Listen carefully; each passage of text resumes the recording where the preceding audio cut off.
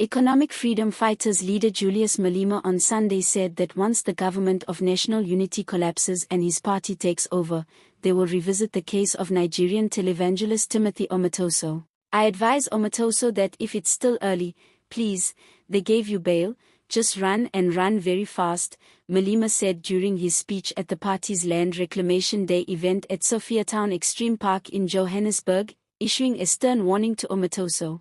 Because if the EFF finds you, you are going to jail. Omatoso was recently acquitted of charges including rape, sexual assault, and human trafficking. Malema pledged that the EFF would arrest Omatoso afresh and build a proper case, vowing that the preacher could not do to our children what he did and still be free on our streets. The remarks follow a recent ruling in which the High Court, Eastern Cape, acquitted Omatoso, and co-accused Lusenda Sulani and Zikiswa Sitho after an 8-year trial.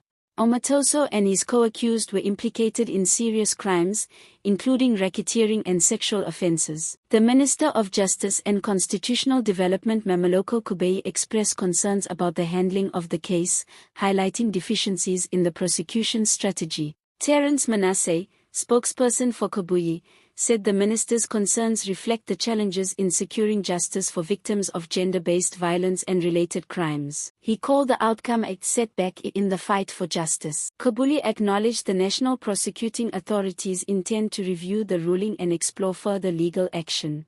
Following the National Prosecuting Authority Act, Kubui has formally requested a detailed report from the National Director of Public Prosecutions to understand the factors behind the case's unsatisfactory conclusion.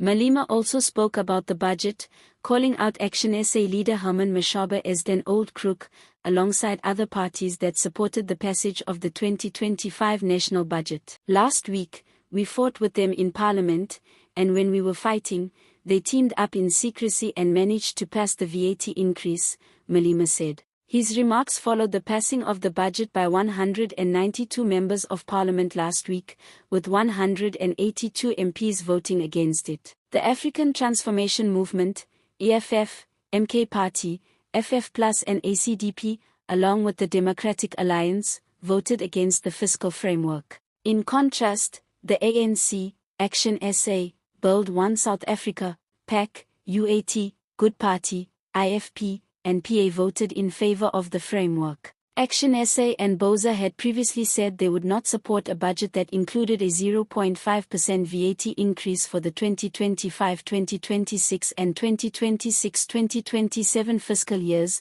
arguing that it would place additional strain on struggling South Africans. Malema accused those who voted in favor of the budget of seeking to make life harder for ordinary South Africans. You must know who they are, the likes of Patricia de Lille, Gayton McKenzie, Bantu Holomisa, Cyril Ramaphosa, they are the ones who want to make you starve, he told the crowd, clad in the party's red regalia. He also vowed that the EFF would continue to oppose the VAT hike until it is reversed. Even if they increase it next month, we will fight it. The next budget is coming again next year.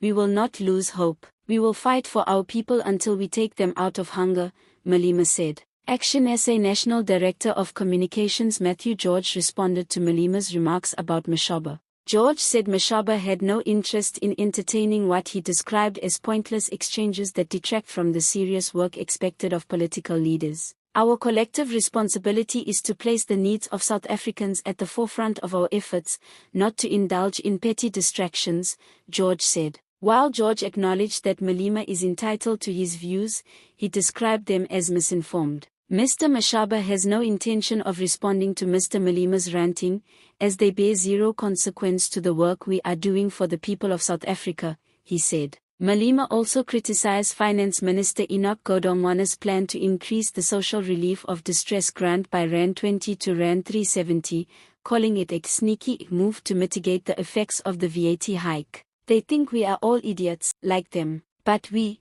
the EFF, have opened our eyes, and there's nothing we can see, Malema said.